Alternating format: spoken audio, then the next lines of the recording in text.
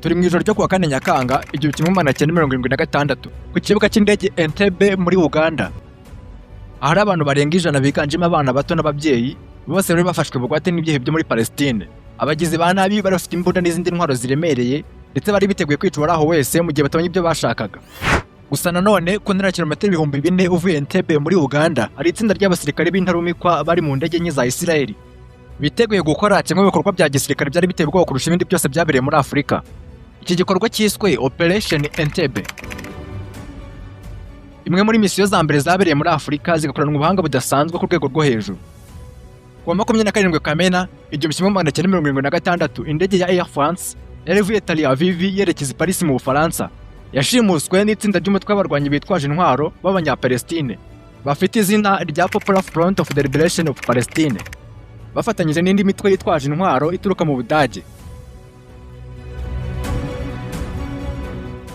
Uyu munsi ngiye gukora ku buhanga n'amayeri bidasanzwe byakoreshejwe na Isiraheli mu gukora imisiyo y'urupfu n'ubuzima yo kuboza imfungwa zigera ku ijana zose. Amazina yanjye nitwa Christian NKURUNZIZA. Niba ari ubwa mbere wisanze hano, kanda subscribe, ukande like kugira ngo tuzabane mu zindi video nk'izi zo butaha. Bye guys. Nyuma yo gushimuta indege, ibi byehe byahise bihindura icyerekezo cy'indege, maze indege yerekezaga mu Bufaransa bahita bayikatisha bayizana muri Uganda. Ibi byanatumye Isiraheli ihita yikoma muri perezida wa Uganda muri icyo gihe, Amin bavuga ko afite uruhare rukomeye muri iki gikorwa cy'ubugizi bwa nabi bwo gushimuta indege. Ibyo byose byanavuzwe bitewe n'uko ibi byihebe byahisemo kujyana indege muri Uganda, bivanye mu Bufaransa bikoze urugendo runini cyane, ndetse banagera muri Uganda bakabasha guparika indege ku kibuga cy'indege Entebbe nta guhangana kubayeho hagati y'ababarwanyi n'igisirikare cya Uganda. Mu masaha make cyane aba barwanyi bahise batangaza icyifuzo cyabo kugira ngo barekure imfungwa zigera ku ijana ziganjemo abaturage ba Isiraheli.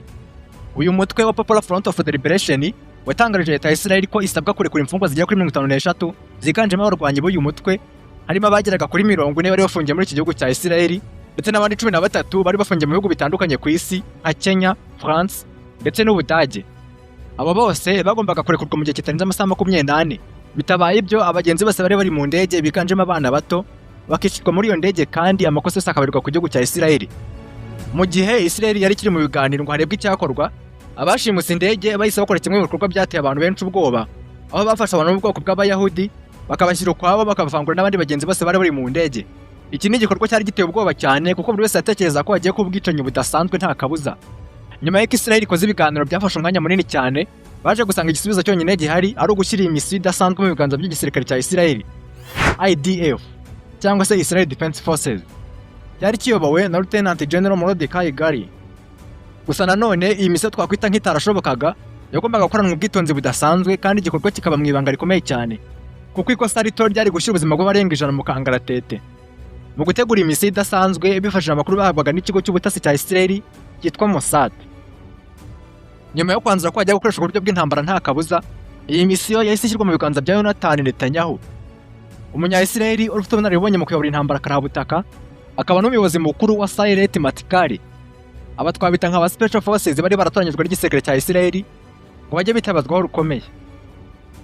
Iyi misiyo yari ifite intego zigera kuri 4 zose, ari zo gufata no kwica abashimuse, kurinda imfungwa mu buryo bwose bushoboka, kurasa cyangwa gusenya indege z'intambara za Uganda MiG fighter jets, ndetse no gukoresha iminota mike cyane bagasohoka mu gihugu cya Uganda ntawe umenye uko byagenze. Aha hagombaga kujya intwari z'intambara kuko nta backup cyangwa se ubufasha bwari buboneke mu gihe imisiyo itagenze neza ku ruhande rwa Isiraheli. Umve ko byatwaye amasaha agera kuri 7 yose kugira ngo indege nke z'intambara za Isiraheli zikora urugendo rw'ibirometero 4000 zerekeza muri Uganda mu ibanga rikomeye cyane, ndetse ziza kuhagera mu masaha y'ijoro. Ibintu byanatumye imisiyo igorana cyane, kubera ko n'abasirikare ba Uganda bari bagose indege yashimutiyemo abantu, kandi bakanabikora mu buryo busa nk'aho bari kurengera ibi byihebe. Byasabye ko hakoreshwa andi mayeri ku rwego rwo hejuru kugira ngo babashe kwinjira ku kigo cy'indege cya Entebbe. Uwari uyoboye abasirikare ba Isiraheli yasabye ko bazana imodoka isa neza niyo perezida Amin yagendagamo kugira ngo bayifashishe binjira ku kibuga cy'indege Entebbe. Ibyo byarakozwe ndetse birakunda, maze babasha kwinjiza abasirikare ba Isiraheli ku kibuga cy'indege nyirizina. Gusa haje kuzamo ikibazo cyatunguranye kuko ntibari bamenye ko imodoka ya Amin yari yahinduye ibara. Ibyo bituma umwe mu basirikare ba Uganda bikeka, maze yegera iyo modoka. Nta yandi mahitamo yari ahari usibye guhita barasa umusirikare wa Uganda, maze intambara itangira gutyo. Abandi basirikare nabo bamanuka baturutse hejuru mu ndege z'intambara za Isiraheli. Imbona nkubone mu buryo bwatunguranye cyane, abasirikare ba Uganda bisanga bari guhangana n'indege z'intambara za Isiraheli. Mu minota 10 gusa bari bamaze kwinjira muri iyi ndege ndetse abagenzi bamwe batangiye gusohoka. Abasirikare ba Uganda bafatanyije n'ibyihebe bagerageje kurwanya Isiraheli ariko bibi by'ubusa kuko iminota 30 yonyine yari ihagije kugira ngo Misiri bakoreshe urugendo rw'amasaha 7 yose ibirangiye. Mu gusubira iwabo muri Isiraheli byaragoranye cyane kuko igisirikare cya Uganda cyari cyamaze kumena ingabo zacyo ndetse n'izindi ntwaro ziremereye. Bakoresheje indege mu bwoko bwa S-130 Hercules maze begurukiriza hasi cyane hafi ku butaka mu rwego rwo kurinda gufatwa na radar za Uganda. Bakomeza berekeza ku nyanja itukura cyangwa se kuri Red Sea. Gusa baza guhura n'ikibazo cya mazutu nkeya mu ndege yabo, biba ngombwa ko babanza kunyura muri Kenya, maze nayo ibemerera kubaha mazutu mu buryo bw'ibanga.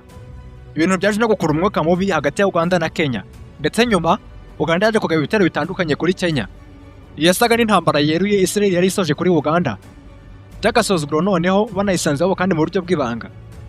Gusa nanone nubwo babashije kwivugana ibyihebe byinshi ndetse bakanahuza imfungwa zose, hari abantu bakeya babuze ubuzima binyuze mu buvundo wabaye.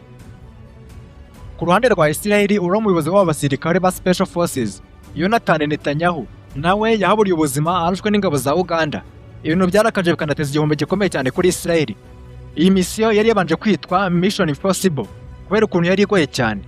Gusa Israel yeretse isi yose ubanga n'ubushobozi bafite mu bya gisirikare.